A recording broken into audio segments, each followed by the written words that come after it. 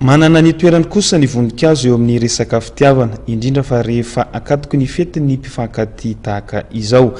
Amin'izao nefa dia hita taratra fa nahitana fiakarany voninkazo ka noho ny orana ny sesy no fantatra fa antony izany. Vola Ravoafy sy Tsira Kotoarsan.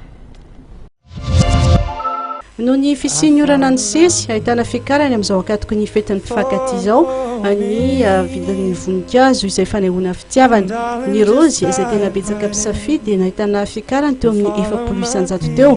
Raha teo amin'ny 3,000 ariary ny singa tamin'ny rôzy tamin'ny tondasy dia niakatra ho 5,000 ariary zany tamin'ity. Na dia izany aza tena ambaran'ireo mpivarotra fa betsaka hatrany misafidy ny rôzy hanehoana fitiavana ho an'ny olon-tiany. 420 ora milohan'ny fetin'ny mpifankatia dia efa maro ireo olona nanaton'ireny mpivarotra voninkazo ireny ny vidy ary nisafidy ny voninkazo atolotra ny olon-tiany. Ny rose tsy mifidy zany ny olona na ny blanc na ny rouge fa commandin'ny olona daholo. Raha amin'ny ankapobeny aloha zany ny rose rouge zany ilay hoe midika fitiavana dia ny rose blanc fahadiovana.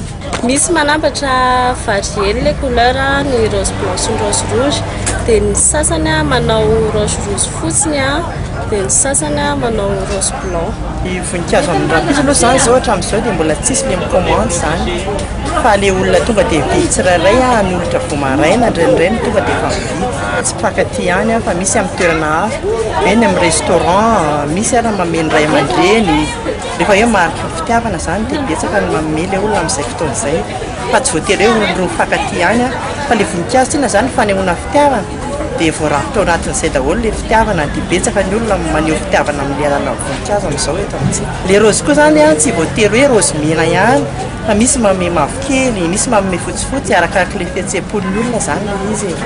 Misy araka glaïeul tian'ny olona misy manome antilomme arakarak'izay fahafalepony sy faneho fitiavana eo zany ny amezatra azy. Tsy ny voninkazo ihany no nahitana fiakarana fa ny legioma sy ny akora ilaina amin'ny nahandro isan'andro. Na eo aza moa aza fiakaran'ny vidim-pianana izay dia tsy vitsy ireo trano fisakafoanana no manome tolotra manokana ho an'ny fetin'ny mpifankatia. Misy tokoa ny zavatra nomaninay anisan'izany ny hoe 10 premier couple tonga voalohany zany dia misy ny cadeau na fihenam-bidy amin'ny sakafo izay commandiny zany dia misy izay tolotra izay manokana ho an'ny ora-pitso ihany ho an'ilay fotoana ho an'ny mpifankatia izay ihany.